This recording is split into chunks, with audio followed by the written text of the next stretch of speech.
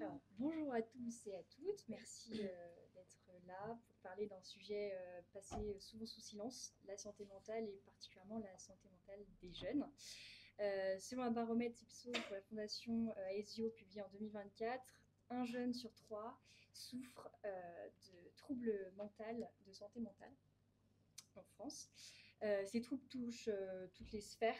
On a la vie, la sphère professionnelle, parfois même les projets. Il est temps d'en parler ensemble pour lever les tabous et surtout explorer les solutions, voir ce qu'il est possible de faire et les actions concrètes. On peut aussi, donc, on va peut-être commencer par citer quelques chiffres pour introduire notre sujet du jour. Donc, d'après Santé publique France, en 2023, 13 millions de Français sont concernés par un trouble, par un trouble psychique. Et 75% de ces troubles apparaissent avant 24 ans. Chez les adolescents, on observe une hausse de 40% des tentatives de suicide en 2021, d'après Santé publique France. Ces chiffres sont, je pense, pour nous tous un vrai signal d'alarme sur le sujet. Pour en parler ensemble aujourd'hui, on accueille nos quatre invités. D'abord, on accueille Geneviève Kellenet, qui est responsable de la structure MyCare, qui est un dispositif assez innovant dans l'accompagnement des jeunes en santé mentale. Est-ce que vous pouvez nous en dire quelques mots sur votre structure et ce que vous faites?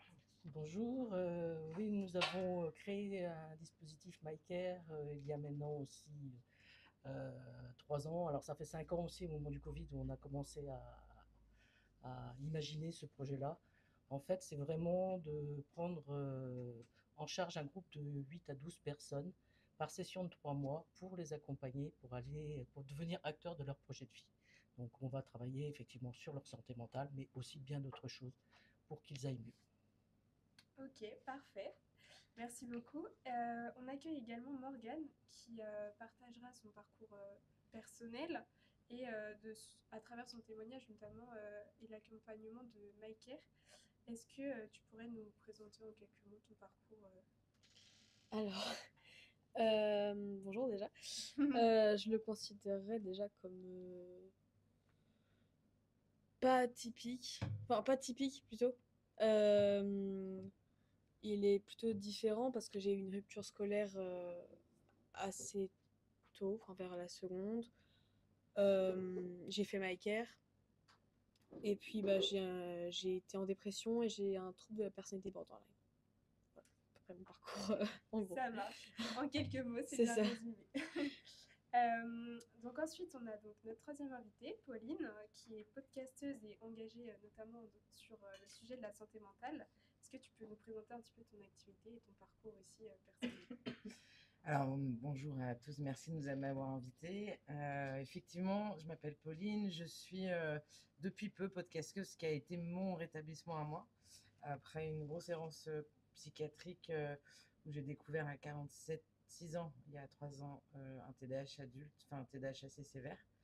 Et donc pendant toute ma vie, jusqu'à 45, 46 ans, je ne comprenais pas pourquoi mon cerveau allait aussi vite et que j'avais plein de projets et que j'arrivais pas à les mettre en application. Et que ça a été le podcast et la radio à Rennes qui m'a, entre guillemets, sauvé ou en tout cas qui m'a aidé à trouver ma place. Et maintenant, j'œuvre petit à petit à me mettre en exergue, à essayer de trouver justement via mes podcasts, via l'animation du Santé Mentale France, qui est la grande fédération nationale qui m'a sollicité pour être animatrice sur un média qui s'appelle Plein Espoir.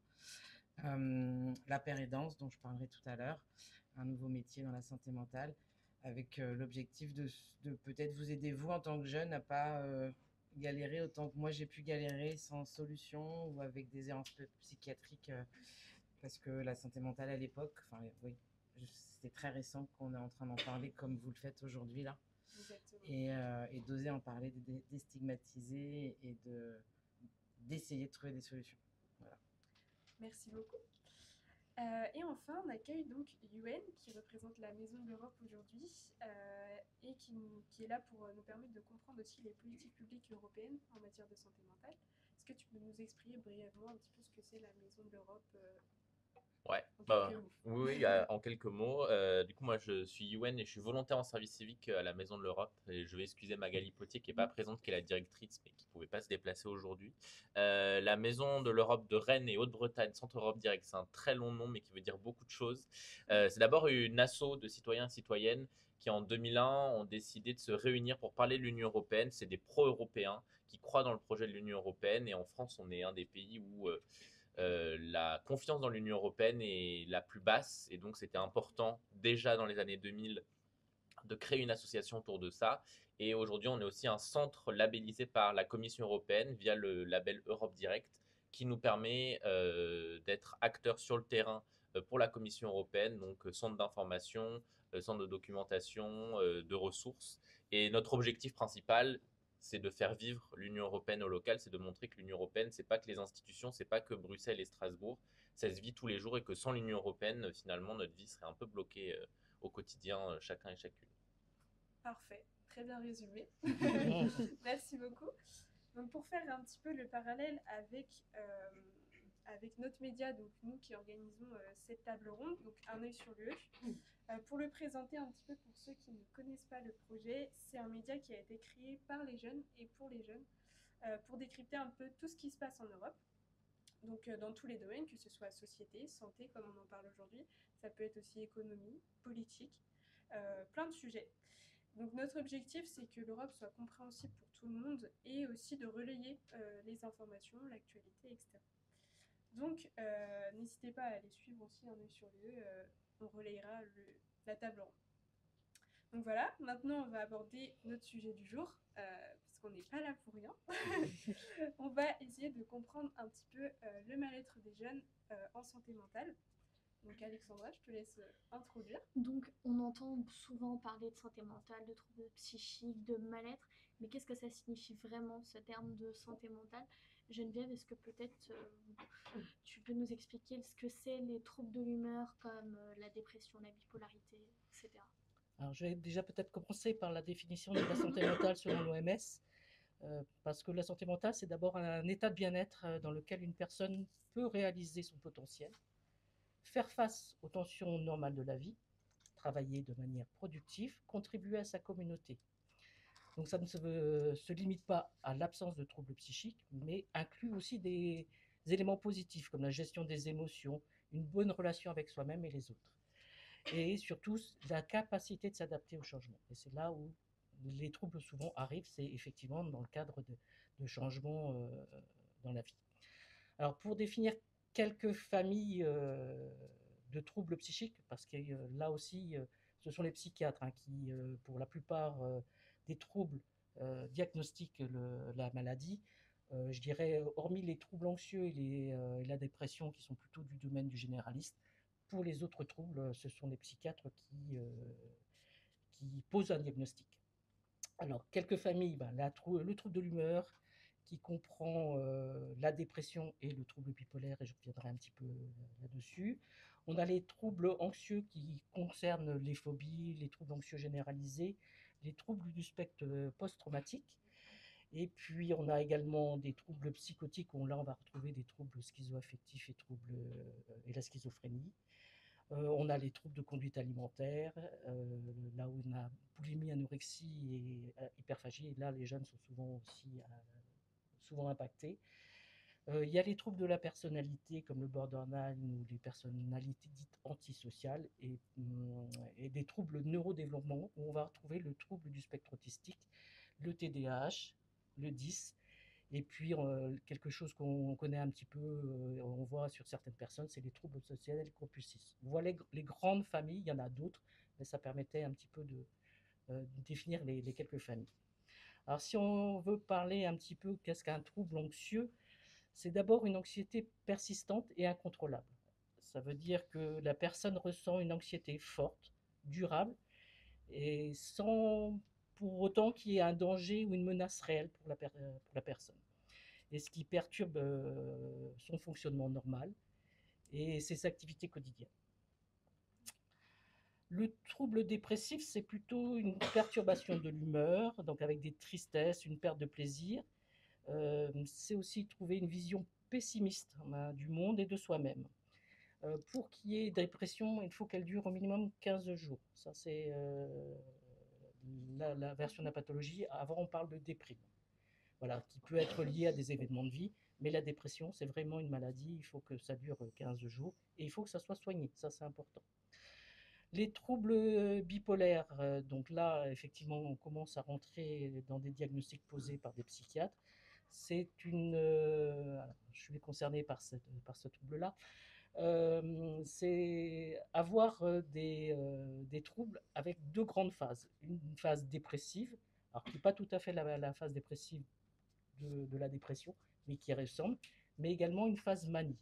La phase manie où on est également un peu comme le TDAH avec plein de projets, on se met en danger, on va dépenser plus, on sort un peu de la réalité, mais on est capable de faire plein de choses. Et pour le trouble le bipolaire de type 1, on est presque le roi du monde.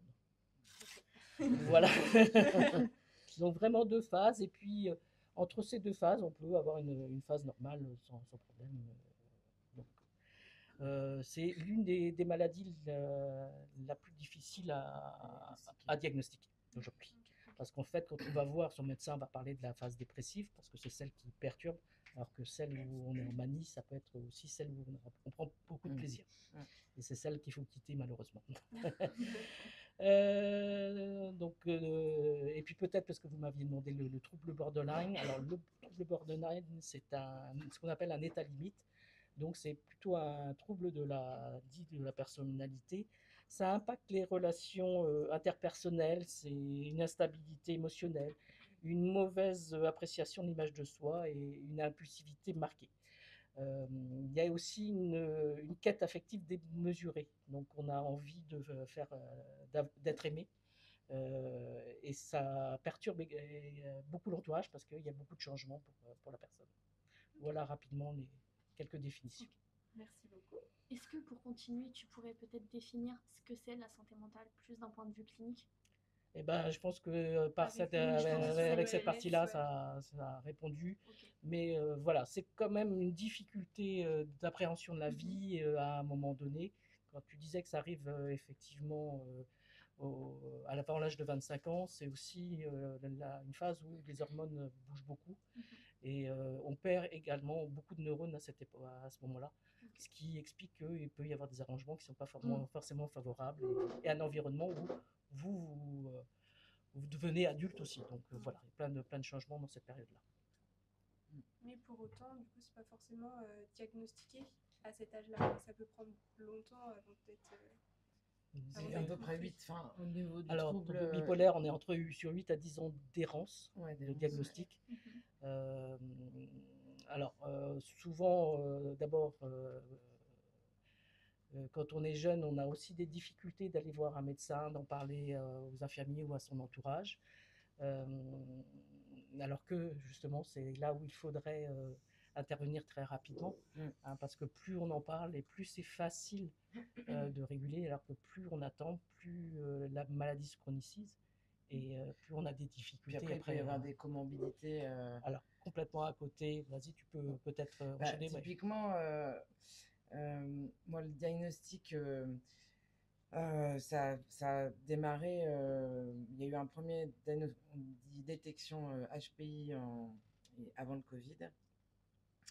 Et pendant toute ma vie, je travaillais, j'ai beaucoup voyagé, je bossais dans la com, je bossais dans les restaurants, j'ai vécu à New York, etc. Je partais j'avais une personnalité où dans les années 2000-2005 qui ultra à faire beaucoup de choses, à me mettre un peu en danger dans le sens où je sortais beaucoup, je faisais beaucoup la fête, quand j'ai beaucoup fumé de pétard aussi, parce que j'avais l'impression que ça me calmait en fait.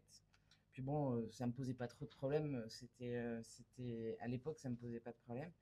Et à un moment donné, 30 ans, 35 ans, je commençais toujours plein de différentes expériences, ça se passait bien, et puis à un moment donné, je changeais de projet, et puis on vit ça à 20 ans, ça va, à 25 ans, ça va, à 30 ans, on commence à nous dire ou à se dire à soi-même qu'il y a quelque chose qui va pas. Et c'est là où il y a des comorbidités. Donc les comorbidités, c'est des maladies à côté qui sont autour d'un trouble. Et qu'il y a 5 ans avant dire le TDAH, on m'a parlé de bipolarité. Et il a fallu que je vois 2-3 psychiatres à Rennes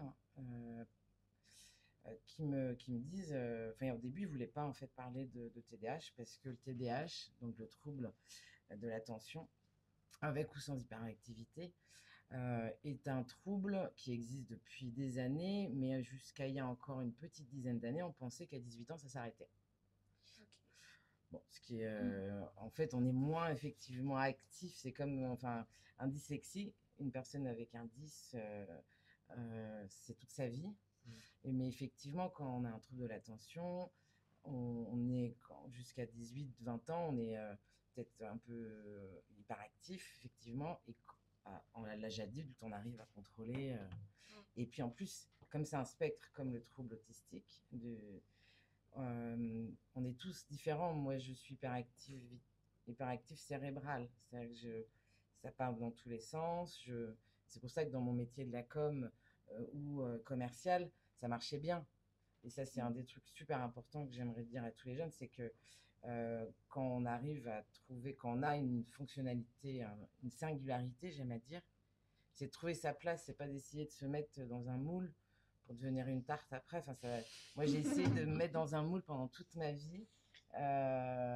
Et en fait, il n'y a que si j'avais fait de la radio avant, ça aurait été beaucoup plus facile pour moi. Parce que tout ce qui est administratif, et c'est là où j'en viens sur c'est quoi le truc de l'attention, on pense que c'est ne pas savoir se concentrer. Moi, j'arrive à être hyper focus sur des choses que je kiffe, quoi. Quand je prépare mes émissions, vraiment, je peux être même sur focus, ça ne va pas me lever de ma chaise pendant 3-4 heures. Voilà. Alors que, par contre, j'ai des phobies administratives. J'arrive pas, j'ai une boîte, j'ai déposé le bilan parce que j'arrivais pas à gérer l'administratif. Et le trouble de l'attention, c'est plutôt une non-capacité à gérer son impulsivité. Alors, pas que l'impulsivité colère, hein, c'est surtout l'impulsivité de je rencontre quelqu'un, je suis en couple et hop là, etc. Ou c'est vraiment l'impulsivité émotionnelle, ne pas savoir canaliser ses émotions. Et moi, je le trouve assez mal nommé, en fait, le trouble de l'attention. Il y a peut-être les médecins consortium là, qui décident peut-être de le changer, mais et si par rapport à l'autodiagnostic et le diagnostic, il faut effectivement vraiment, si on se pose des questions, on parle à son médecin. La problématique, encore une fois, c'est que le TDAH, c'est assez mal, c'est comme HPI, même si HPI c'est pas une maladie, mais les gens ont peur de parler de ça. On est tout le monde, on dit c'est la mode. Nanana. Moi, ce que je sais, c'est que depuis que j'ai le traitement, depuis 3 ans, depuis que j'ai posé les choses, j'ai jamais été aussi calme de ma vie tout en gardant ma façon d'être. Et qu'à l'orée de mes 50 ans, je commence enfin à trouver ma place. Et mon émission de radio s'appelle Ensemble, trouvons notre place. Et effectivement, c'est vraiment ça qui m'a permis de me reconstruire parce que j'avais un objectif de me lever le matin, alors qu'à ce moment-là, on me disait que j'étais bipolaire et que j'avais un traitement qui m'a fait prendre beaucoup de poids et qui me rendait extrêmement fatiguée.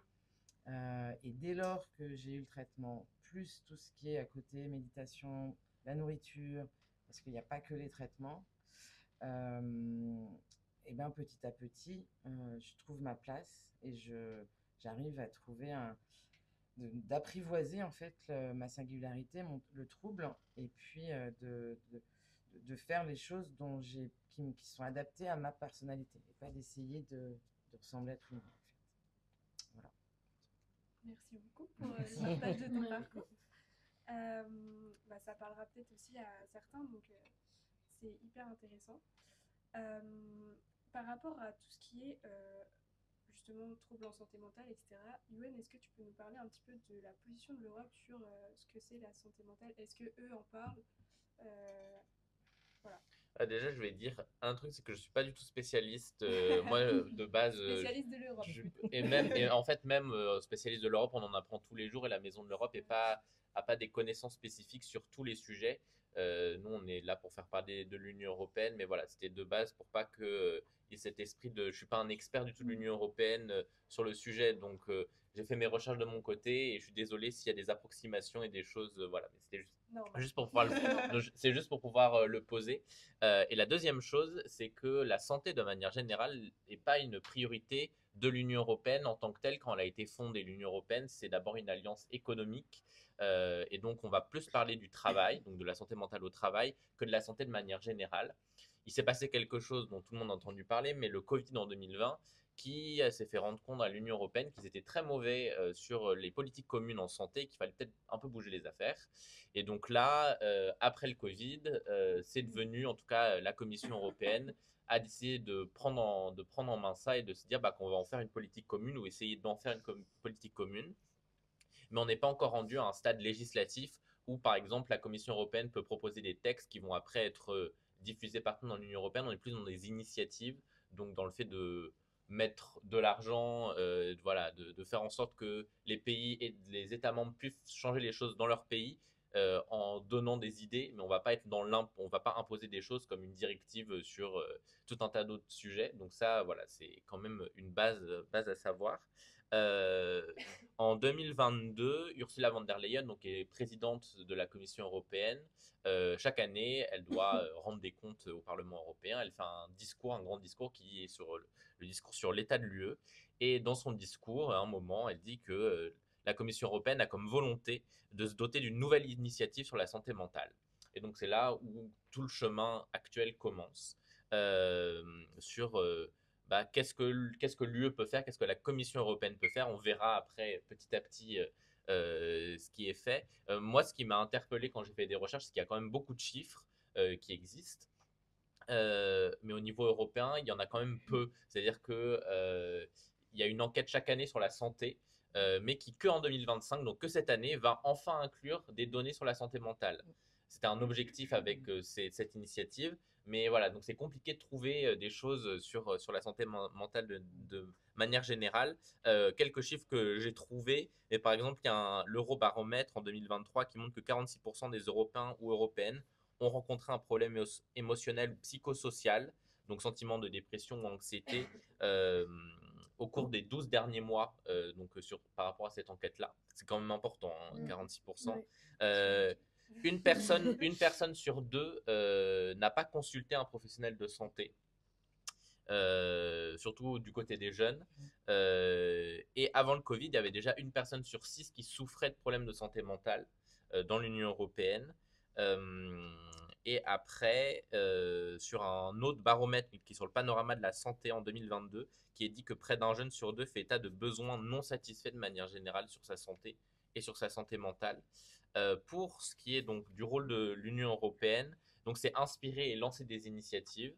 Il y a un commissaire qui est en charge de la santé de manière générale. Après, il est hongrois, donc à voir ce que voilà, chaque pays a ses propres particularités. Et je dirais que la Hongrie n'est pas forcément le pays le plus avancé de manière générale sur les politiques communes, mais voilà. Et il y avait déjà des avancées avant sur la reconnaissance des troubles psychiques au travail, mais c'est tout en fait, parce qu'on était vraiment sur la zone du travail, on va pas plus loin. Par exemple, un rapport Eurocible 2023 qui est sur la prise en charge au titre d'accidents du travail, sur comment est-ce qu'on prend en charge les accidents du travail, entre autres sur la santé mentale. Et donc voilà, il y a quand même eu pas mal de choses qui ont été faites. Mais la position commune de tous les États membres sur les accidents du travail, c'est que c'est un événement inattendu de courte durée et traumatisant à l'origine du trouble psychique. Et donc il est difficile à chiffrer de manière générale. Donc les États membres, eux, ils vont plus le prendre en compte dans la violence, parce que finalement, il y a quand même un problème de manière générale sur la violence face à sa santé mentale. Par exemple, en Allemagne, en 2021, on comptait 13 369 arrêts de travail dus à la violence. sur plus de 3 jours, et donc pour des violences, agressions, etc., etc. En Belgique, ils prennent en compte ce qu'on appelle un choc psychologique. Et en 2021, on était à 1091 arrêts de travail dus à un choc psychologique. En Espagne, on était à 5640 dommages psychologiques dus à des agressions ou des menaces. Et après, en France, vous avez donné le chiffre tout à l'heure, mais voilà, on est plus autour de plus de 10 000 affections psychiques sur arrêt de travail au lieu de la santé mentale, pour faire un peu un état des lieux de certains pays de l'Union européenne. Je me permets, j'ai fait et peut-être que toi tu l'as fait aussi, le brevet de secouriste en santé mentale. Oui. Il y a le brevet de secouriste classique qu'on connaît et il vient de sortir, ça vient d'Australie. Et il va en avoir un pour les jeunes. Je l'ai fait, oui. J'ai les deux, j'ai la formation. Donc je suis premier, je suis secouriste en santé mentale pour les adultes et également pour les jeunes. Et je peux me permettre de faire de la pub parce que pour le coup, il y a un objectif de je sais pas combien de millions. 150 000 personnes au moins sur la France. Ouais. Voilà. Et c'est un brevet de secouriste qui est très intéressant à faire, c'est sur 2 jours, pour tout le monde, pour tout un chacun. Pour appréhender, de savoir comment au travail, dans sa famille. Donc ça nous apprend des chiffres et effectivement on a constaté qu'on avait des chiffres, moi je l'ai fait il y a 15 jours donc c'est encore très frais, qui étaient assez peu actualisés, qui étaient plutôt des chiffres de 2015 et c'est moi vraiment je motive tous les gens à le faire parce qu'on est tous concernés par la santé mentale à un moment donné dans sa vie. Et ça nous permet de nous donner des clés, qu'on soit dans la rue à rencontrer quelqu'un qui est en crise de panique ou dans son univers personnel ou professionnel, d'essayer d'avoir des bons réflexes. Et voilà, donc c'est le brevet de secouriste en santé mentale. Voilà. Complètement. Très bonne idée. On va revenir plus tard pendant la partie des solutions. On a prévu. Déjà, merci pour ces éclairages, cet état des lieux. On le voit, le spectre de la santé mentale est assez large. Et Yuen, tu l'as un peu introduit. On va parler maintenant de l'événement qui a un peu fait ressurgir ce sujet, donc la crise sanitaire, le Covid en 2020, qui s'est étalée jusqu'à 2021. Voilà, je te laisse la... Et du coup, nous, les chiffres qu'on a pu en ressortir, c'est que depuis le Covid, il y a 2 jeunes sur 3 qui sont âgés entre 18 et 24 ans, qui déclarent que cette période a eu un impact négatif sur leur santé mentale, notamment dû à l'isolement, évidemment. Et donc ça, c'est un sondage Ipsos en 2024. Et donc, vous, qu'est-ce que vous avez constaté dans vos expériences respectives, soit d'un point de vue personnel ou du coup professionnel donc, est-ce que, par exemple, Pauline, par rapport à ton podcast, est-ce que tu as eu des retours sur la période Covid un petit peu, Alors, on constate, tout le monde dit qu'effectivement, à ce moment-là, il y a à l'hôpital psychiatrique, par exemple, il y a eu énormément de rechutes, de gens il y a une recrudescence énorme. En prenant mon exemple, à ce moment-là, moi, j'avais pas encore le diagnostic et j'ai dû rentrer. Je commençais vraiment à sentir que ça allait pas bien, indépendamment du Covid, mais je me suis donc retrouvée chez mes parents à 44 ans. Même si on avait beaucoup d'espace, ça a contribué ça m'a pas du tout aidé à aller bien.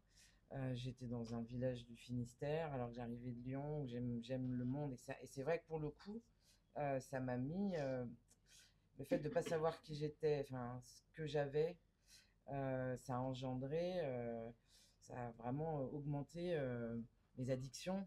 Je me suis réfugiée avec un petit peu trop de verre de vin le soir, avec un peu trop à continuer à fumer, en tout cas à pas du tout faire ce que j'étais censée faire pour aller bien.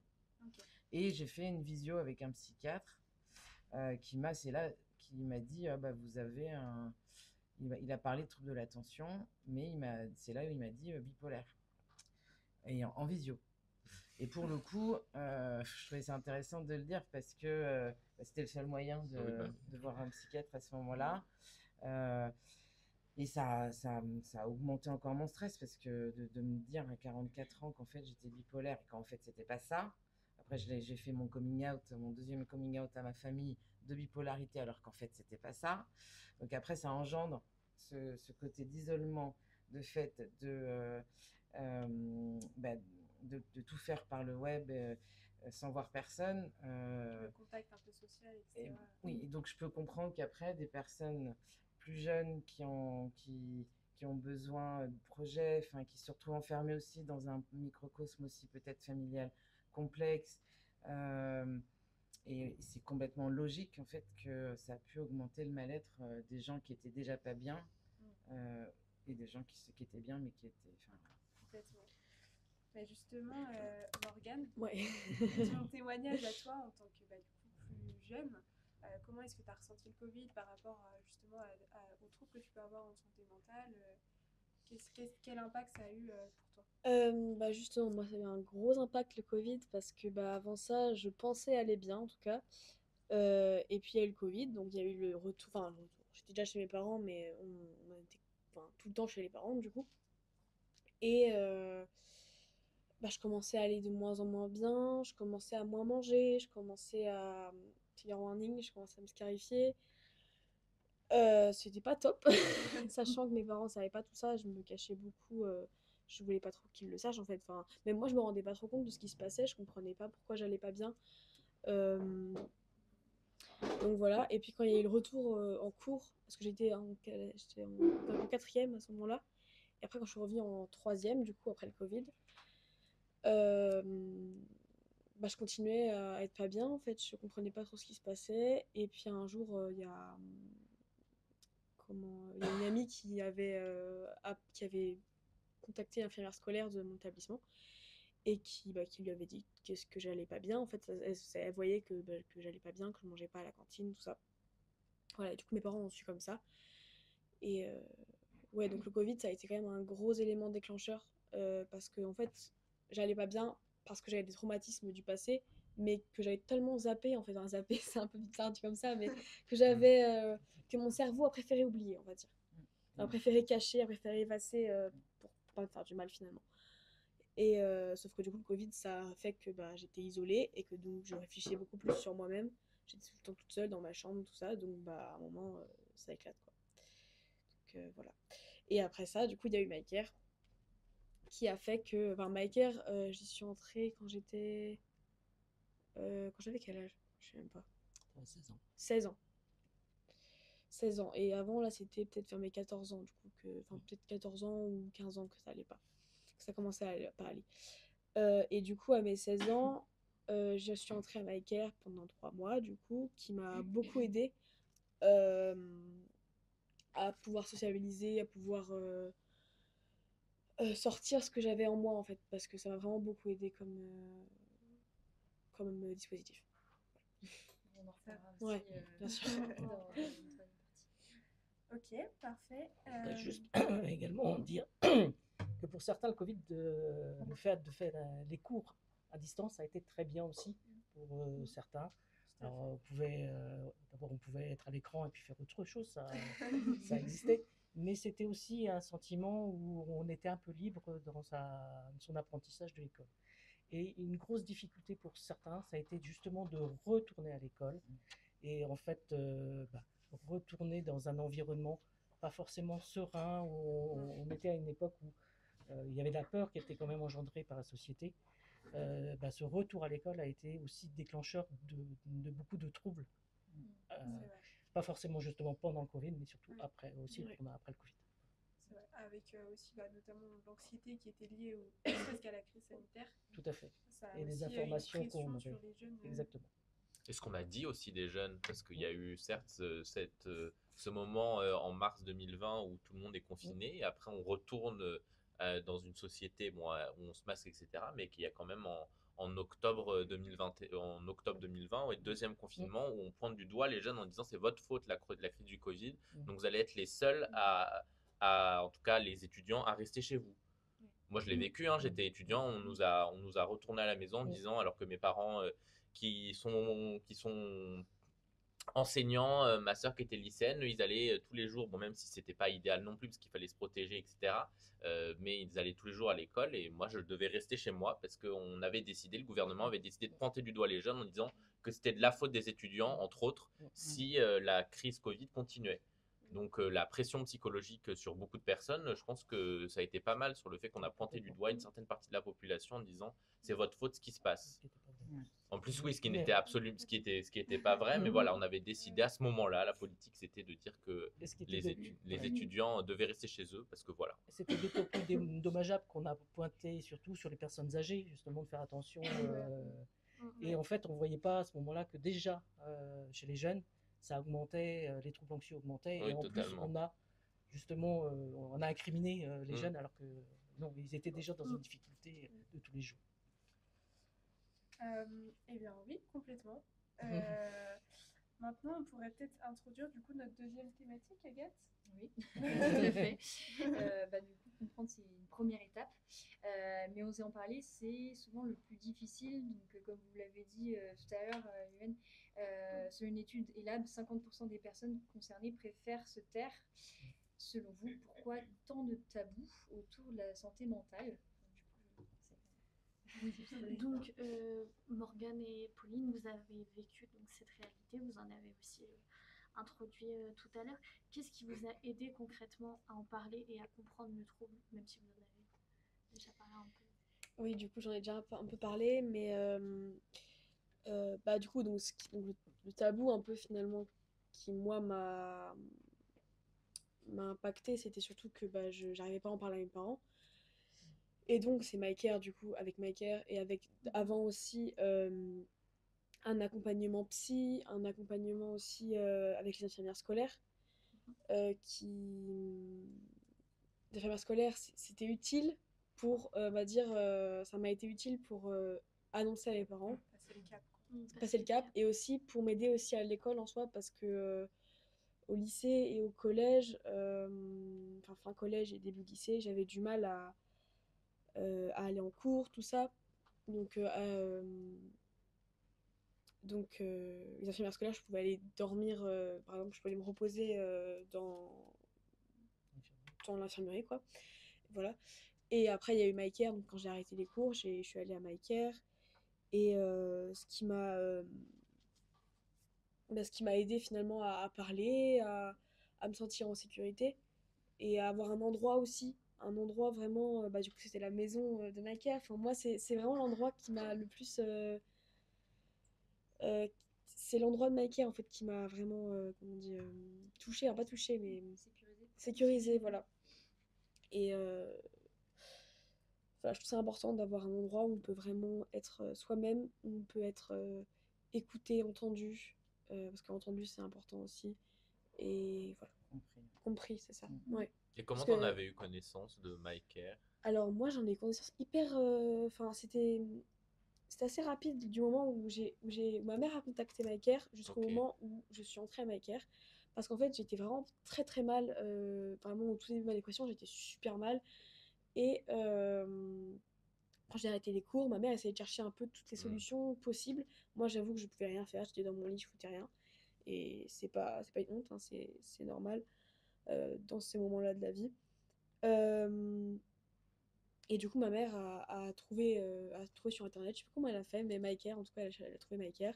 Et elle a contacté Geneviève. J'ai eu un rendez-vous avec Geneviève et ma mère. Au début, il n'y avait que Geneviève et moi, je sais plus trop. Et après, quelques semaines après, j'étais à MyCare, quoi. Voilà. C'est effectivement ultra important d'avoir des lieux de ressources et c'est effectivement compliqué, ça l'est de moins en moins, de les trouver, ces informations-là. Et je voulais, avant d'expliquer un petit peu plus justement la péridance et moi comment je reviens sur ce que tu disais au niveau du collège et l'infirmière du scolaire. Moi, à mon époque, oui, à l'époque, il y a 20 ans, 30 ans, donc je parle de ça en 95-97, je vivais au collège du harcèlement scolaire parce que j'étais différente, parce que je parlais trop vite, ou bon, bref, encore une fois, je rentrais pas dans le moule. Et à l'époque, l'infirmière et les profs ne savaient pas du tout, on parlait pas du tout de côté 10, on me disait juste, mais c'est pas possible, pourquoi tu comprends pas ça alors que tu sais faire ça, Pauline, pourquoi tu sais bien parler et à côté de ça, cet exercice-là qui est ultra simple, tu n'y arrives pas. Et j'ai recroisé l'infirmière scolaire il y a 3-4 ans, juste quelques temps après le Covid. Elle se rappelait bien de moi parce que j'allais tout le temps pour la voir, parce que comme j'avais enfin voilà, qu'il n'y avait pas des gens super cool autour, je me réfugiais et je parlais des heures avec elle. Et je m'entendais beaucoup avec les adultes. Elle aurait de mes 12, 13, 14 ans là. Et quand elle a compris ce qui m'arrivait, enfin, on en a pleuré tellement. Elle a été émue par ce que je lui racontais. Et elle a été très en colère de ne pas avoir compris. Mais sauf qu'à l'époque, et c'est là où vous avez quand même beaucoup de chance, enfin, oui, on peut dire que si vous sentez que vous n'allez pas bien aussi, il y a des gens autour de vous qui ne vont pas bien. Il y a des ressources, il y a énormément pléthore d'informations. On en parlera tout à l'heure sur les solutions et les ressources possibles diverses et variées que vous pouvez trouver. Mais qu'effectivement, on est quand même maintenant à une époque où il y a énormément d'informations et de dispositifs. Et moi, si j'ai commencé au moment où à faire mon podcast et à trouver cette émission de radio à Quartier des Ondes, qui est une radio associative du Blône, qui a été créée par les habitants pour les habitants, où j'ai créé cette émission de radio Ensemble trouvons notre place, c'était parce que justement tous ces dispositifs que moi j'ai trouvé par moi-même parce que je cherche et que je suis active, des gens qui sont au fond de leur lit et qui osent pas. Pendant tous les mois, j'invitais des gens avec les dispositifs locaux du territoire. Parce que quand on est le psychiatre, il n'a pas le temps de nous parler du groupe de parole, on appelle ça un GEM, un groupe de parole d'entraide mutuelle, où justement on peut aller rencontrer des gens comme nous. Et c'est important dans ces cas-là, parce que la société nous met tellement d'étiquettes et on se sent tellement différent qu'on a besoin de s'identifier, ou en tout cas d'être écouté par des gens qui nous comprennent. Et que le psychiatre, il a 15-20 minutes, si on arrive à en trouver un. Il nous donne le médicament, pas toujours tout de suite le bon, mais voilà, enfin, il faut. Et il y a aussi d'autres choses à faire à côté. Et ça, les dispositifs, c'est difficile de les trouver. Alors, de moins en moins, et heureusement. Et mon émission, petit à petit, j'ai appris à faire l'émission de radio avec cette association. J'ai essayé de trouver justement les différents dispositifs pour les parents. Donc, il y avait toujours un témoignage d'une personne concernée et l'association qui l'aidait. Okay. Et comme ça permettait d'avoir... et on a essayé, effectivement, ça n'a pas pu se faire, et Rennes est quand même assez, je trouve, dynamique sur la santé mentale. Il y a la semaine santé mentale tous les mois de mars. Il y a eu les états généraux santé mentale l'année dernière, où il y a eu pas mal de dispositifs et de mise en avant avec la mission locale. Et je trouve que Rennes, on est quand même une ville avec beaucoup d'associations. Et c'est là, on me coupe la parole si je prends s'il y a trop de... la péridance et le savoir expérientiel, c'est deux mots que j'ai découverts il n'y a pas longtemps. Péridance, PAIR, et danse, ça vient de l'univers des alcooliques anonymes, où en fait c'est des personnes comme des parrains qui sont concernés et qui ont trouvé un rétablissement, ou en tout cas un équilibre, parce que dans ce type de troubles, on ne guérit pas, mais on trouve un équilibre, et il peut y avoir des rechutes qui sont peut-être moindres, mais en tout cas qui peuvent... Et la péridance, et maintenant il y a un diplôme universitaire qui est en train de s'ouvrir à Rennes. On est concerné et on apprend à aider les autres, parce que et on peut même être dans des équipes dans les hôpitaux avec les psychiatres. Okay. C'est en train d'arriver, doucement mais sûrement, d'intégrer le patient au milieu de son parcours de soins. Et le savoir expérientiel, je trouve que c'est un super joli mot. Savoir expérientiel, c'est le savoir à travers l'expérience.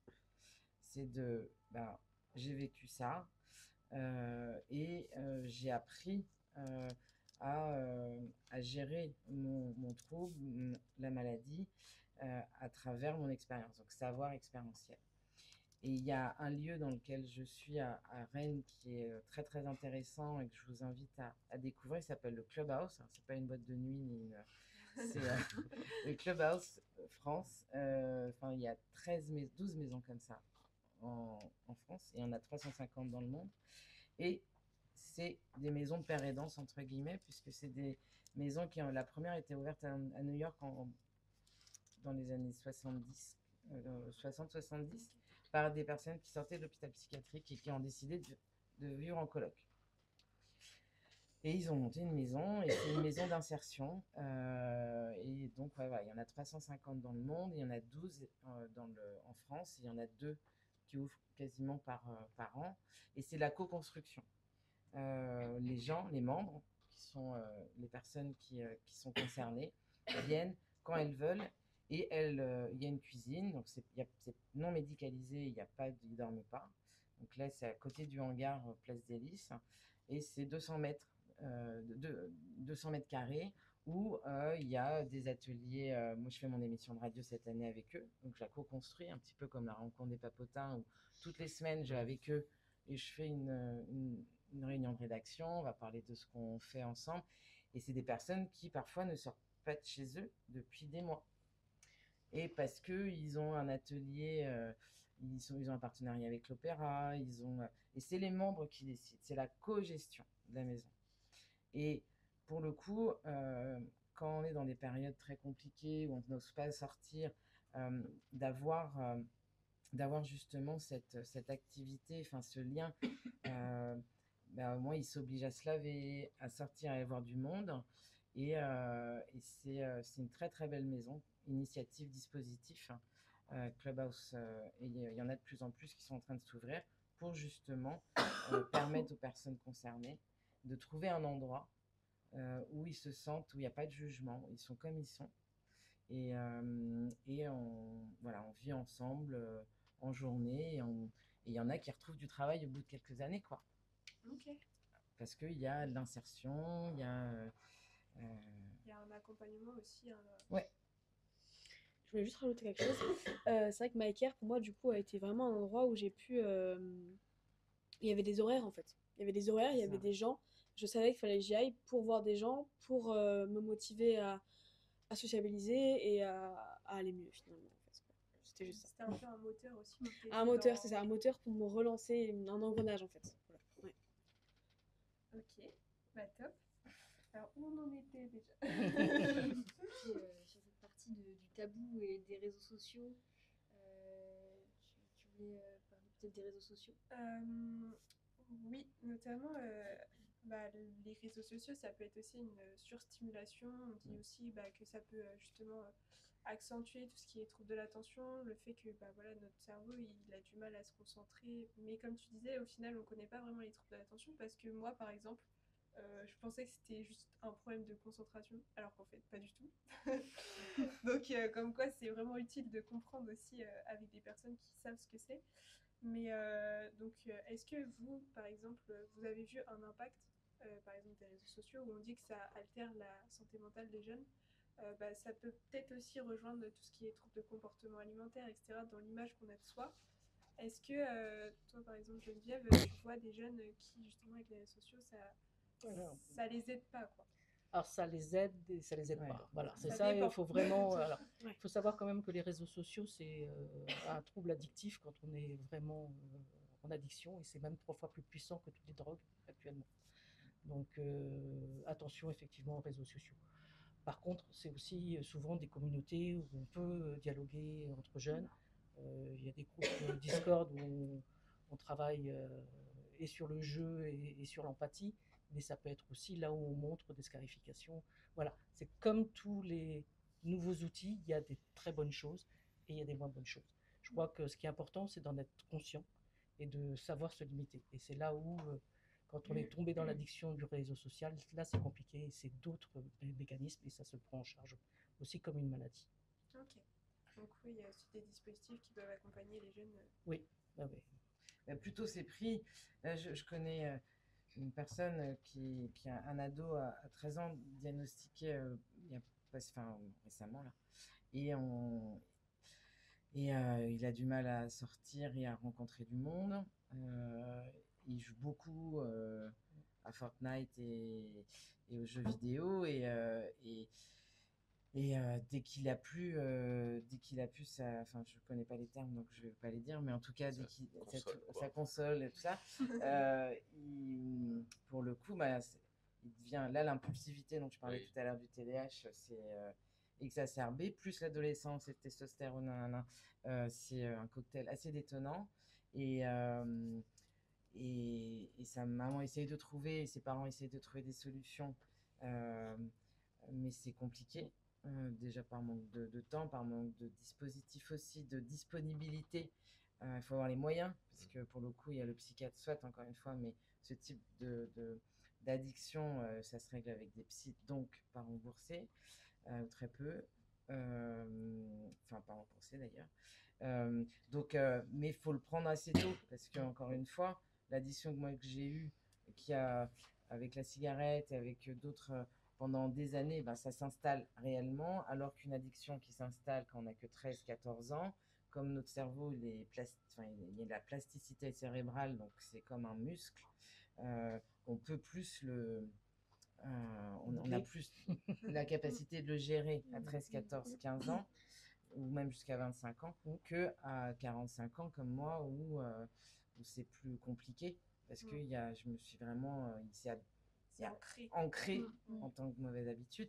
Et les écrans, moi c'est vrai qu'on me dit souvent, mets tes podcasts sur TikTok, tu vas voir, ça va super bien marcher. J'adhère pas. J'adhère pas. Je me dis déjà qu'il y en a plein sur le TDAH et que je vais trouver d'autres solutions.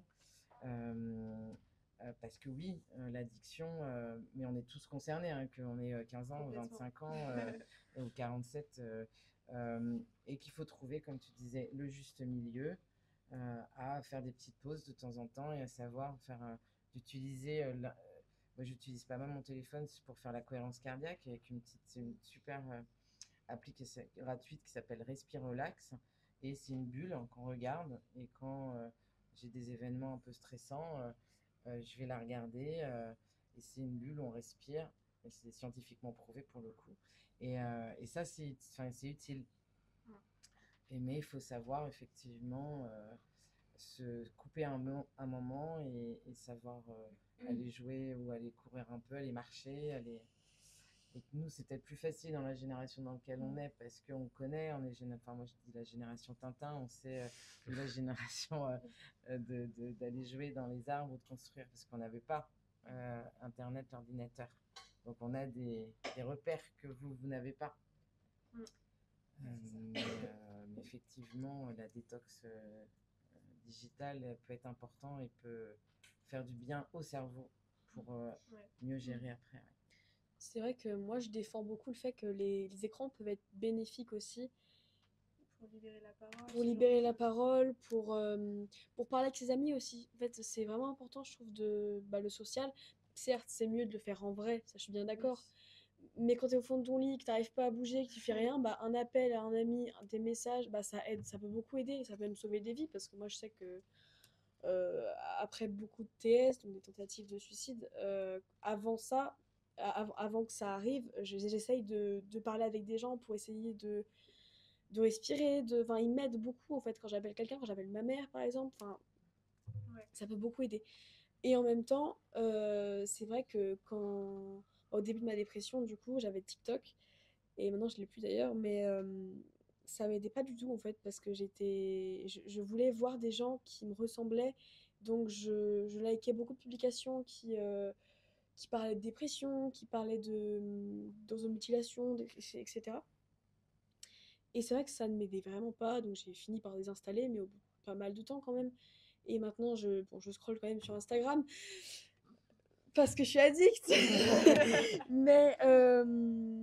mais au moins, j'ai plus le même fil Insta, je sais pas comment dire, mais le même je pense que algorithme. Ouais, le même algorithme, en fait, le même algorithme qui fait que du coup maintenant j'ai plus des choses plus positives parce que je me rends compte aussi que les choses positives attirent le positif finalement et que ça m'aide beaucoup plus en fait, ça m'enfonce pas et c'est beaucoup mieux. Je Voilà. dirais que c'est même la C'était- définition même de l'algorithme, ce que tu regardes. Finalement, Ouais, ça va t'apporter ce que tu regardes. clairement. Donc, si t'es positif, ça va t'apporter. Ouais, clairement. Et puis aussi, je voulais parler aussi du fait que en dehors des écrans, il y a aussi d'autres alternatives, je trouve. On peut aussi, par exemple, c'est- c'est- ça peut être compliqué du coup pour certains si on est beaucoup dans notre lit parce qu'on n'est pas bien et du coup on va jouer aux consoles. Mais en fait, si on essaye, par exemple, moi je sais que j'ai fait beaucoup de bénévolat, je fais du playmaker, je fais du théâtre. euh, je fais beaucoup de choses qui m'ont aidé à me sortir aussi de tout cet état. Euh, je sais pas si on peut dire végétatif. Je sais pas si ça se dit déjà. Ça se dit, Mais voilà, j'étais vraiment dans un état vraiment pas bien pendant le Covid et même après. Et c'est vrai que sortir dehors, ça aide beaucoup. Quand je suis pas bien, j'arrive pas à me le dire. Je me dis, mais non, ça va servir à rien, machin. Ma mère, je l'appelle ma mère parce que je sais qu'elle m'a beaucoup m'aider. Mes parents m'aident beaucoup. Et j'appelle ma mère et elle me dit quoi? Elle me dit, bah sors dehors en fait. Sors dehors, enfin, ça va vraiment t'aider. Et moi, j'ai pas envie, je reste dans mon lit, j'ai pas envie. Mais finalement, si elle me tient par la main et qu'elle m'emmène dehors, je vais beaucoup mieux en fait. Enfin, enfin, je vais aller mieux et je le sais. J'aime la nature, tout ça, ça m'aide. Euh, et puis du coup, voilà, donc le théâtre, par exemple, moi je fais beaucoup de théâtre et ça m'a beaucoup aidé et ça m'aide toujours en fait. Ouais, de ne pas rester seul. Mais effectivement, il y a un moment donné où même quand on vient nous chercher, c'est compliqué parce qu'on n'a pas envie. Non, mais totalement. Mais faut, et ça, en reparlant tout à l'heure du brevet de secouriste, il faut garder la patience en fait, justement, garder la patience et même si la personne nous dit non, bah, elle nous dira peut-être oui le lendemain et il faut pas lâcher parce qu'à un moment donné, si on va voir notre médecin, parce que c'est de toute façon le médecin déjà qui peut faire que notre cerveau va être un petit peu plus va respirer un peu mieux et donc va accepter de se dire bah oui c'est vrai on a besoin d'aller marcher, on a besoin de manger, voilà, on raisonne un peu mieux parce que quand on est en crise, que ce soit, on raisonne plus bien, on n'est plus que ce soit en dépression ou autre. Et pour les gens, et nous on a la chance d'avoir des parents qui nous soutiennent, même si parfois ils sont vraiment démunis, mais ils nous soutiennent et ils font ce qu'ils peuvent. Il y en a et pour les gens qui sont tout seuls, et là j'ai un chiffre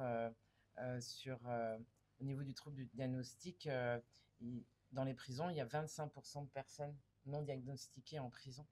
Et c'est un projet de podcast que j'essaie de faire là avec une psychologue clinicienne où je suis en train d'essayer de monter des partenariats pour trouver justement des financements pour c'est une psychologue clinicienne de Lille et qui va faire une thèse sur le sujet parce que pour le coup une personne qui soit bipolaire ou avec un trouble de l'attention s'il n'est pas diagnostiqué, donc il va être impulsif, il va avoir des addictions et il va après faire peut-être aller dans la rue, faire des conneries, voilà. Et ils sont en prison et puis en fait comme on leur met l'étiquette de délinquants et on va pas chercher plus loin et après donc on leur donne pas de médicaments et les récidives c'est un cercle vicieux et c'est un vrai sujet et on en parle très peu. Et donc c'est pour ça que je me permets aussi d'en parler maintenant parce que je trouve que ça aurait un lien aussi en fait, les conséquences. Voilà, les conséquences. La violence aussi qu'on peut voir, la recrudescence de la violence, etc. C'est ça ça. a peut-être aussi un lien finalement avec l'état de la santé mentale. Et comme ils sont en prison, on se dit on s'en occupe pas parce que ils sont. Sauf que voilà, c'est un cercle vicieux. Et heureusement que je pense qu'on est là et je suis vraiment super content que vous ayez eu envie de parler de sujets et qu'il y ait du monde autour et que c'est pas des sujets que ça peut bousculer les gens. Là, il y a peut-être c'est obligatoire que ça bouscule. Mais on va parler d'espoir à la fin, je pense. Mais en tout cas, justement, on peut passer aux solutions. Voilà. Le troisième volet, comment on peut agir. Après avoir posé les constats, on va présenter maintenant les solutions, les choses qui sont mises en place, les politiques qui peuvent aider les jeunes sur le sujet la santé mentale. C'est ça. Oui, parce on va parler donc ce qui existe sur le terrain, qu'est-ce qui existe aujourd'hui pour accompagner concrètement les jeunes sur ce sujet. Geneviève, est-ce que tu peux peut-être nous parler des 3 volets d'accompagnement pour MyCare? Je vais revenir un petit peu sur pourquoi j'ai créé MyCare. En fait, j'étais hospitalisé, je devais avoir une quarantaine d'années, pendant 3 semaines à l'hôpital et je suis sorti, et rien du tout. Rien du tout. Il fallait que je retourne au travail avec cette difficulté-là. Donc moi, j'avais aussi perdu mes parents juste avant. Je venais d'accoucher une jeune fille. Donc aussi plein de choses au niveau hormonal qui faisaient que ce trouble bipolaire est apparu à ce moment-là. Et en fait, je suis arrivé sans solution. Et donc, par moi-même, j'ai cherché à aller mieux. Parce que ça, c'était pour moi important. J'avais une famille à nourrir. J'étais séparé à ce moment-là. Voilà, donc il fallait que je trouve mes propres solutions. Et dans ces propres solutions, effectivement, la psychiatrie m'a permis, avec les médicaments, d'aller un peu mieux. Mais après, j'ai cherché aussi d'autres solutions sur d'autres médecines, les médecines chinoises, les médecines indiennes, des témoignages d'autres personnes, le sport, la nutrition. Voilà, c'est ça qui a fait que cette envie de partager, j'étais également dans une association à l'époque qui aidait des personnes bipolaires et j'avais envie de rendre vraiment acteurs les personnes. Donc, de par mon expérience, c'était aussi intéressant là aussi de parler de la pérédance et je voulais travailler très vite chez les jeunes parce que accompagnant des personnes dans le retour à l'emploi, plus on était âgé, plus c'était difficile de retourner à l'emploi. D'où l'envie de travailler sur un public 15-30. Et donc j'ai repris aussi des études en santé pour être directeur d'un établissement de santé parce que je venais du monde de l'entreprise et j'étais ingénieur en électronique, donc rien à voir avec la santé. Ce dispositif, il est né en réunissant 3 acteurs, 3 experts. J'ai Lulia qui était directeur de la clinique FSEF qui fait du soin-études. Donc il faut être quand même en capacité d'étudier pour être rentré dans ces études-là.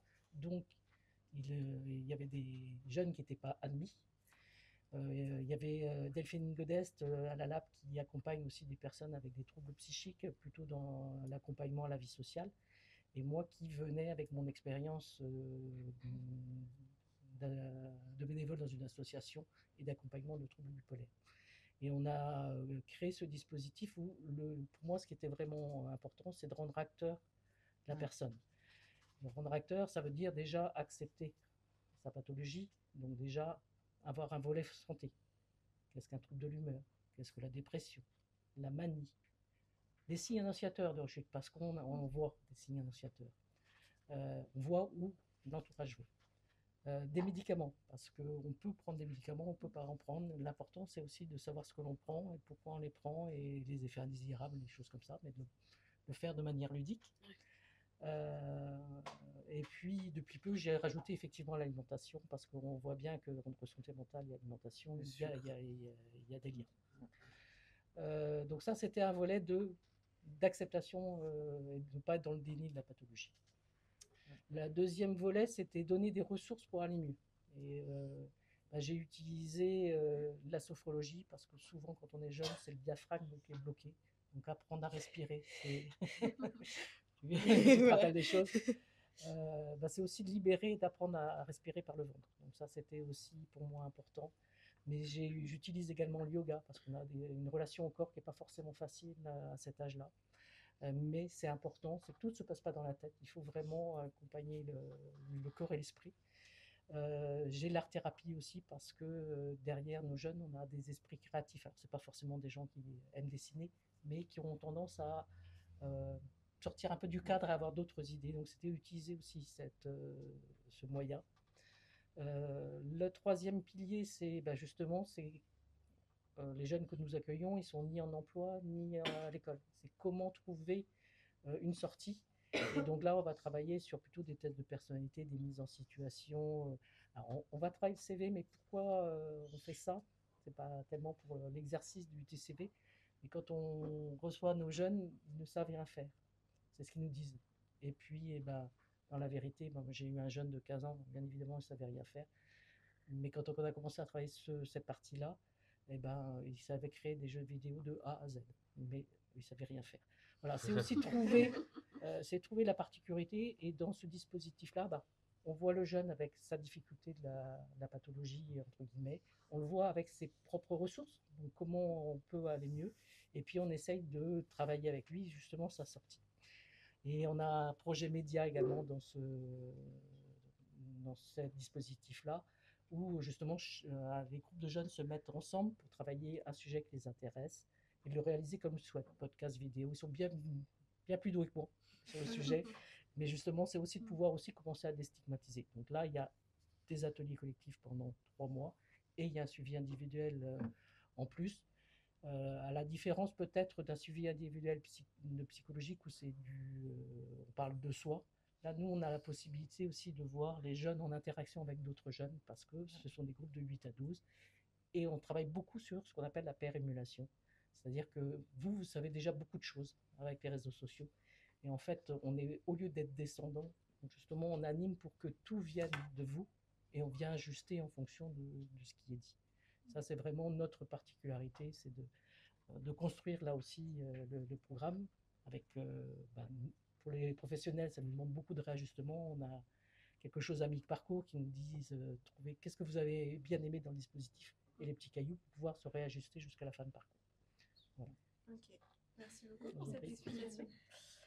Maintenant, du côté plus de l'Europe, peut-être Yuen, est-ce que tu pourrais nous parler de ces initiatives justement que tu évoquais, des exemples que tu pourrais donner pour, par exemple, en France, c'est vrai qu'ils parlent de rembourser les séances psychologues pour les jeunes, par exemple, à notre niveau. On a aussi eu des communications, notamment de l'école, qui nous informaient sur la question parce que forcément, quand on est jeune, c'est pas évident de pouvoir se payer une séance chez un psy, de trouver un psy, etc. On n'en parle pas forcément. Donc, c'est un premier exemple. Est-ce que tu as d'autres exemples que tu pourrais nous donner? Alors, comme ça, quelques-uns qui se rapprochent de ce qui existe en France, qu'en France, on a le remboursement, ou du moins la possibilité pour les jeunes d'avoir accès à un psychologue. Je crois que c'est 10 séances, quelque chose comme ça. Au début, c'était très peu, 6. Ouais, ça reste très Alors, peu. c'est passé à 12. Ouais, c'est Oui. passé à 12. Et Là, pour c'est les 12. étudiants, il y a aussi la partie santé psy étudiants, où là, justement, les étudiants n'ont pas avancé l'argent. Alors, autrement, on a le droit à 12 séances par an, mais il faut avancer les 50 euros. Voilà. Voilà. Donc ça, c'est effectivement des choses qui sont toutes nouvelles. Hein, Et donc au Portugal, ils ont la même chose. Alors encore une fois, c'est que pour on reste sur une certaine catégorie. Donc ils ont ce qu'on appelle des chèques psy pour les étudiants. Donc là, pour le coup, ils doivent pas avancer. On la disponibilité et c'est maximum de 12 chèques par an. Donc c'est 12 séances psychologiques. Aux Pays-Bas, là, c'est plus les compagnies d'assurance elles-mêmes qui ont décidé de prioriser ce qu'ils appellent les problèmes mineurs. Alors pourquoi voilà par rapport aux problèmes majeurs, donc ce qui permet une prise en charge plus rapide, entre autres des problèmes de santé mentale, mais de manière générale c'est quand même très très inégal et c'est pour ça que la Commission européenne elle a lancé en juin 2023 une communication sur une approche globale en matière de santé mentale qui est un document de 64 pages que je peux vous inviter à lire, mais voilà, c'est des documents de l'Union européenne, donc après, mais c'est bien parce qu'il y a un tableau en fait qui résume ils ont fait 20 initiatives, ils proposent 20 initiatives, alors qui ne sont pas des initiatives concrètes, hein, qui sont vraiment plus de l'aide pour les États membres, encore une fois. C'est un paquet global et je suis désolé de parler d'argent, mais l'Union européenne réfléchit beaucoup en termes d'argent. Voilà, donc c'est 20 initiatives pour un total de 1,23 milliard d'euros d'ici 2027. Donc ça a commencé en 2023 et c'est des initiatives d'ici 2027. Il faut savoir qu'avant le Covid, la santé mentale dans le PIB européen, ça représentait 4%. On est à plus de 600 milliards d'euros que sur le sujet de la santé mentale. Donc là, on met 1,23 milliard. On est loin des 600 milliards quand même dans le PIB. Et ils ont sorti là en 2024 un document pour le coup qui est très synthétique sur depuis en tout cas Donc ça s'était lancé en 2023, donc depuis un an. Qu'est-ce que l'Union européenne a fait par rapport à ces 20 initiatives-là? On est beaucoup sur ils se sont rendus compte que la priorité est de donner à la prévention, comment on prévient les risques, comment on prévient la santé mentale. Donc ils mettent beaucoup d'argent dans la recherche, dans la facilitation de l'accès à des soins de qualité abordables, la réintégration aussi, que ce soit dans son milieu social, dans son milieu de travail. Euh, et donc après, voilà, c'est un moyen aussi de rétablir le fait que c'est très inégal, hein. C'est un mot que je répète beaucoup, mais qui est important. On est de manière générale sur toutes les politiques européennes, qu'on soit en France ou en Pologne ou en Croatie, on n'est pas du tout sur les mêmes accès et l'Union européenne est là pour essayer de faire en sorte que ça soit accessible à tous et à toutes. Mais pour moi, un peu ce qui est le plus important, et c'est ce que je disais quand on a parlé des chiffres, c'est que enfin dans cette enquête de la santé que l'Union européenne fait chaque année, on va enfin avoir des données sur la santé mentale, ce qui quand même, moi à mes yeux, est très très important et qui est là du coup une vraie avancée si on va enfin avoir des chiffres sur l'Union européenne et pas que sur la France, pas que sur les pays qui font en fait déjà des choses. Là, on va avoir voilà, et ils ont mis en place un portail de bonnes pratiques des États membres que vous pouvez trouver sur Internet, pour pouvoir inspirer les autres États membres, parce que c'est vraiment ce qu'ils veulent, c'est inspirer, c'est-à-dire qu'il y a des choses qui peuvent se passer en Belgique, en Suède, pour d'autres pays qui n'ont pas forcément les moyens, n'ont pas forcément d'idées, ou voilà, pour qui c'est pas une priorité, il y a ce portail des bonnes pratiques. Et sur l'aspect jeunesse, ils ont créé en 2024 un réseau pour la santé mentale des enfants et des jeunes. J'en avais jamais entendu parler, mais ça doit être quelque part. Il y a une boîte à outils aussi qui est disponible pour la prévention auprès des enfants qui a été créée en 2023. Et c'est très d'actualité, assez régulièrement. On en a parlé sur les réseaux sociaux, mais plus de manière générale sur l'accès à Internet. Et l'Union européenne fait un gros travail, essaie d'avoir un gros travail sur comment est-ce qu'on adapte Internet pour les enfants et l'accès à Internet pour les enfants. Donc, il a continué à faire de la recherche. Et donc, ça reste beaucoup de la recherche, mettre de l'argent pour faire en sorte que, à la finalité, les États membres puissent mettre en place des actions. Je voudrais également dire, parce qu'on a effectivement une enfance et jeunesse, la santé mentale en France, c'est devenu le premier poste des dépenses de la sécurité sociale depuis 2 ans. Et avant, c'était les troubles musculo-squelettiques. Et donc là, effectivement, en termes de dépenses, c'est énorme et il faut continuer. Ce n'est pas uniquement les hospitalisations, les médicaments, c'est aussi pour l'employeur du temps de salarié qui n'est pas là, des projets qui n'avancent pas. Voilà, c'est vraiment quelque chose d'important et qu'il faut, plus on agira tôt, et plus ça sera facile de prendre des bonnes dispositions. Et la santé mentale La santé mentale aussi a été annoncée quand Michel Barnier a été nommé Premier ministre, a été annoncé aussi comme priorité du gouvernement. Alors je ne sais pas trop où ça en est aujourd'hui, etc. Ça a été aussi très critiqué quand ça a été annoncé, et ce qui a été fait derrière, où il y a eu des mesures qui allaient contre cette priorité, mais ça reste à avoir en tête qu'en France, en tout cas, le gouvernement essaye de l'avoir comme priorité, mais il y a tellement de sujets. C'est le grand enjeu. Ils appellent ça le grand enjeu 2025. Et il l'a confirmé. Et effectivement, ces dispositifs, et moi je vous motive tous les jeunes là à utiliser ces dispositifs, parce que parfois on se dit on va voir un psy juste parce que, on va pas voir un psy parce qu'on se dit on va pas bien, je me sens pas bien, mais c'est ok. Et parfois d'aller parler à quelqu'un si on a un petit doute, ou si on sent une fragilité. Parce que si on attend trop, ces dispositifs, par exemple, ne sont pas... moi, je ne peux pas en bénéficier parce que comme j'ai une ALD, une affection longue durée, je ne peux pas en bénéficier. Il faut que j'aille voir, parce que c'est des thérapies de 20-25 minutes, c'est assez court, mais ça peut être déjà bien pour pouvoir exprimer et dire tiens, mes parents ont divorcé, je le vis mal, et pour éviter que le trauma qui reste, même si c'est des parents qui divorcent, ça peut être un trauma important chez quelqu'un, et le fait d'en parler même 20-25 minutes, ça peut éviter d'installer d'autres choses plus graves. Parce que au niveau solution, c'est vrai que à côté du traitement que j'ai besoin de voir, et le psychiatre me demande de voir un psychologue pour faire des thérapies comportementales et cognitives. Donc, c'est des thérapies qui sont des thérapies où on apprend à notre cerveau à fonctionner, à réfléchir différemment avec des exercices de pensée, avec différents outils. Moi, je prône aussi beaucoup nutrition, yoga, mindset. Tous les matins, moi, je me répète des phrases positives parce que mon mental a tendance à me dire à pas être super cool tout le temps avec moi parce qu'il s'est habitué. Et donc, je me répète des phrases voilà, lumineuses le matin. Et ça, c'est ce qu'on appelle les thérapies comportementales et cognitives pour habituer notre cerveau, comme je dis, qui est plastique, la plasticité cérébrale, pour la rééduquer à penser autrement. Il faut 21 jours en fait pour changer un comportement. Donc c'est possible.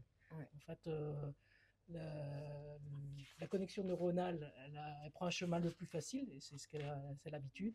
Et en fait, pour changer de chemin, pour qu'un neurone connecte avec un autre neurone, il faut répéter 21 jours une façon de faire. Donc ça peut être assez rapide, ça paraît long et pas long. Et c'est d'ailleurs pour ça aussi que les médicaments en santé mentale, on demande à peu près 3 semaines pour voir une première amélioration, parce que c'est justement un flux de neurotransmetteurs qui est un peu plus important et il faut ce temps-là. Ça paraît long, et moi qui ai également une maladie chronique sur les inflammations, là on me demande 3 mois, donc voilà. C'est pas le Doliprane, c'est pas des biothérapies comme je le vis, mais voilà, c'est aussi à apprendre à être patient et à attendre qu'effectivement ça fonctionne. Par contre, tous ces médicaments-là, on monte la dose, mais il ne faut surtout pas les arrêter. Pas d'un coup. Voilà. C'est important aussi. Même si on va mieux, il vaut mieux apprendre à descendre progressivement. Et en parler à son psychiatre. Voilà, ça c'est toujours Et il y a des vrais changements en ce moment. J'ai interviewé l'association des jeunes psychiatres dans le cadre de Plein Espoir, donc le média que Santé Mentale France a créé, où j'interviewe donc différentes personnes. Et là, j'ai interviewé Boris Nicole, qui est le vice-président de l'association des jeunes psychiatres en France. Et il explique lui, ce qu'il veut faire dans les années à venir, c'est d'intégrer le patient, comme ce que tu disais tout à l'heure, à l'intérieur du soin. Jusqu'à il y a quelques années, tu arrives pour une pathologie, on te met un médicament, on te prend, comme il y a quelques années au niveau cancer, c'était la même chose. On prenait tout le monde et on lui donnait le même médicament et on n'essayait pas d'écouter qu'il était. Maintenant, en psychiatrie, ils essayent aussi de le faire. Oui, c'est pour ça que la pérédance des personnes formées, comme moi, peuvent intégrer les parcours de soins pour que le patient soit lui-même acteur de son soin. Ils sont en train d'écrire des dossiers où les personnes vont pouvoir écrire quand ils sont hors des crises, quelles sont par exemple la musique qui peut engendrer une crise. Comme ça, si la personne refait une crise dans quelques années et qu'elle se retrouve dans un autre endroit, eh ben, elle aura un dossier qu'elle aura fait avec son psychiatre, avec son frère, sa sœur, pour écrire ce qui lui fait du bien, ce qui lui fait pas de bien.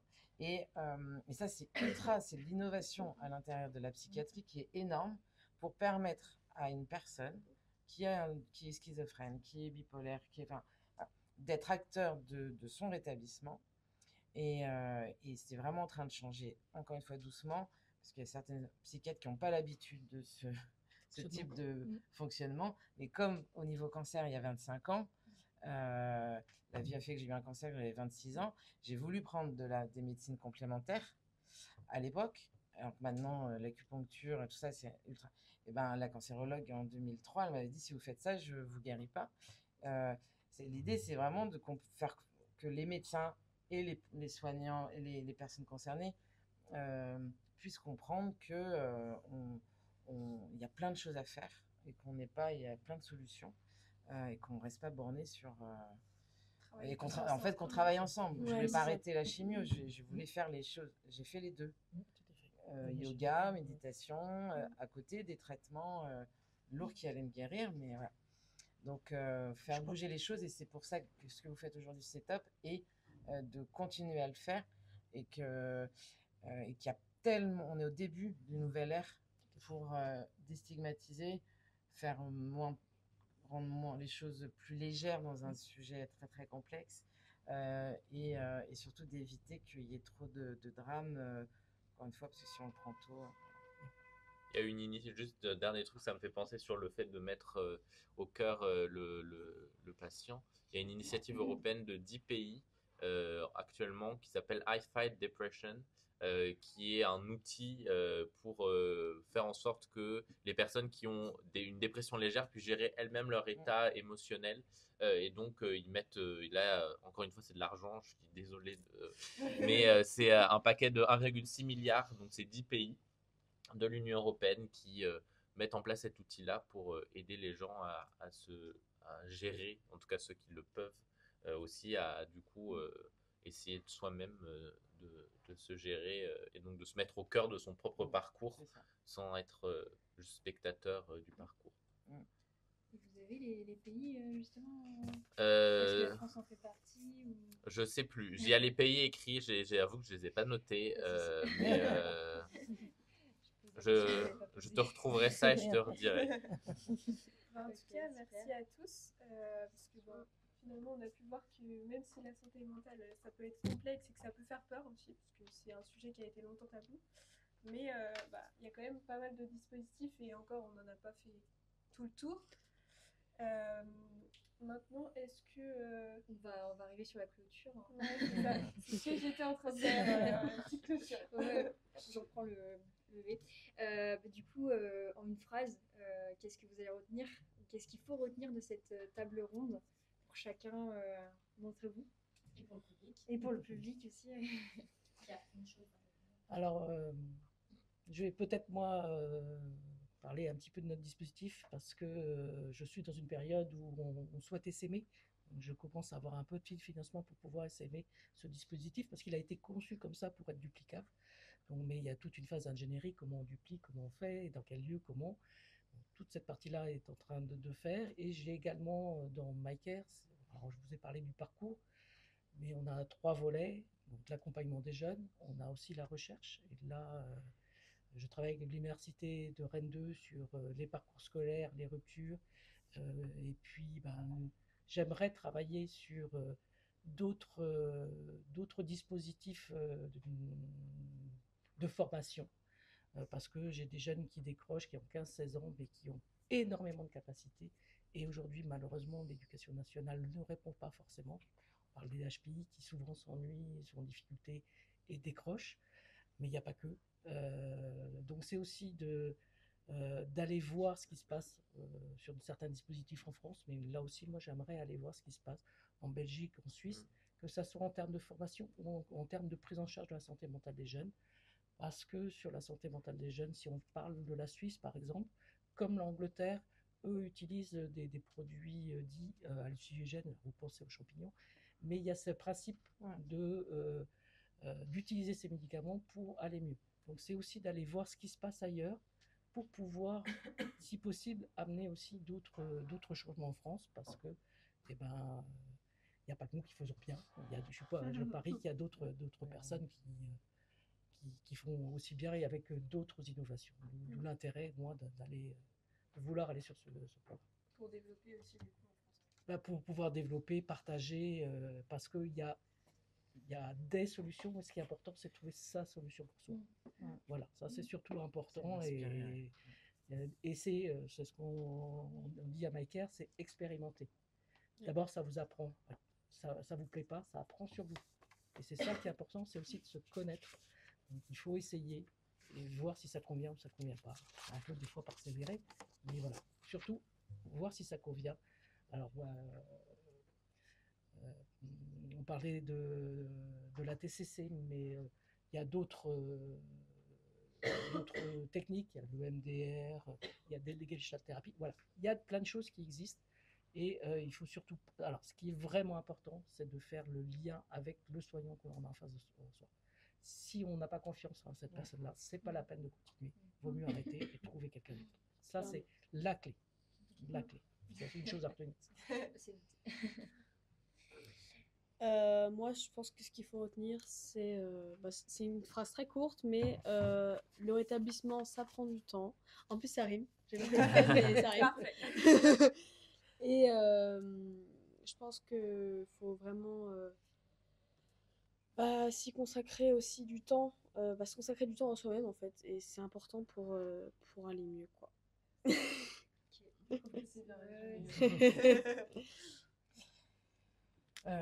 On est l'espoir. J'aurais envie de continuer à oser en parler. Et vous qui êtes en début vous allez bientôt aller travailler, d'oser aller sur des sujets un peu clivants comme ça, parce qu'on a besoin de ça pour justement aider vous dans quelques années, ou nos proches. Encore une fois, on est tous concernés et que la santé mentale, c'est très très large et qu'on a besoin d'en parler pour que justement on puisse, dans quelques années, quelqu'un dans votre entourage va pas bien, le fait d'avoir des dispositifs, de la nourriture à regarder intéressante, après on peut trouver sa propre solution pour soi. Et c'est exactement ça. C'est ça. Et de voir que les gens s'en sortent, c'est énorme. Donc c'est là où il faut montrer faut pas être que bisounours, hein, mais il faut montrer la réalité de la chose. Mais il faut aussi montrer que oui, il y a des solutions. Et c'est nous tous là comme on le fait aujourd'hui. Du coup, j'ai pu te retrouver les 10 pays. Malheureusement, la France n'en fait pas partie. Mais on a l'Espagne, la Hongrie, la Bulgarie, la Pologne, la Grèce, l'Italie, l'Estonie, l'Allemagne, la Belgique et l'Irlande. Qui font partie de ce consortium, donc I Fight Depression. Moi, je vais être un peu radical, mais c'est un sujet politique, la santé mentale. Il faut en parler, continuer d'en parler. Les prochaines élections européennes, c'est en 2029. Je fais déjà le fait que il faut se déplacer et si pour vous c'est un sujet très important, la santé mentale, allez lire les programmes, allez interroger les gens qui vont être candidats, même allez interroger vos eurodéputés aujourd'hui sur qu'est-ce que l'Union européenne peut faire sur la santé mentale, comment on peut la faire avancer, comment est-ce que ça peut devenir un sujet plus politique qu'aujourd'hui. Et qu'il ne faut pas avoir peur de voter. L'année prochaine, c'est les municipales en France. Dans 2 ans, c'est la présidentielle. On sait qu'au niveau de l'abstention des jeunes, elle est importante. Et voilà, sur tout un tas de sujets. Mais là, on est sur le sujet de la santé mentale qui est aussi un sujet politique. Les institutions, elles nous appartiennent en tant que citoyens et citoyennes. Et donc, il faut se mobiliser et faut faire attention. Faut s'informer et après voter parce que même si on trouve que le vote n'est pas forcément l'action principale qui va changer les choses, ça fait partie des choses qui peuvent changer. Je voudrais rebondir là-dessus parce qu'effectivement, notre projet, aucun institutionnel ne nous suit aujourd'hui.